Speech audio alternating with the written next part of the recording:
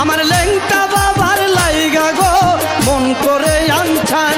বাবা সকাল তুই বয়ে রয়েছি, একটা স্যালার দেওয়া তো পাইতেছি না।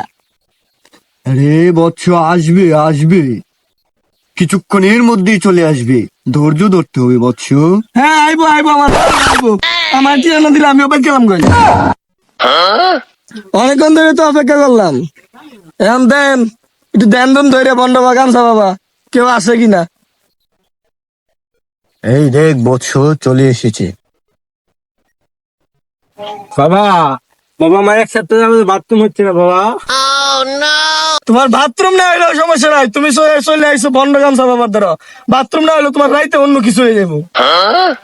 এই চুপ কর হারামজাদা, তুমি আমার কাছে এসেছো বৎস, তোমার জন্য আমি যতটুক সাধ্য আমি তোমার জন্য উপকার করব। তুমি কোনো টেনশন করো না বৎস, তুমি কোনো টেনশন করো না বৎস, তোমার 100% হাগা হবে।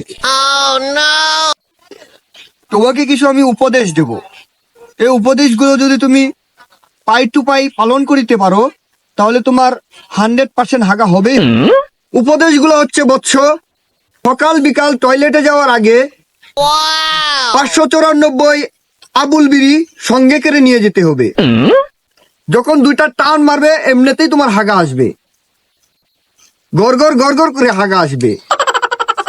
বাবা বাবা আমার তো বাবা বিয়ে হচ্ছে না, কালকে একটা সম্বন্ধ ছিল, এটা ভাঙে গেছে, এটা নিয়ে 139টা সম্বন্ধ ভাঙছে। কি বলিস বৎস? হ্যাঁ বাবা, আমি তো একাকিত্ব রোগে ভুগতাছি বাবা। হ্যাঁ রে, তোর বাবারই তো বিয়ে হয় না, তোর আবার বিয়ে করে দিব। বৎস, তুমি কোনো চিন্তা করো না বৎস, ঠিক হয়ে যাবে। ঠিক তো হইব, লারা মাথা ঠিক হইব, নিজেরটা ঠিক হয় না, আরেকবার ঠিক করে দেবো। লেংটা বাবার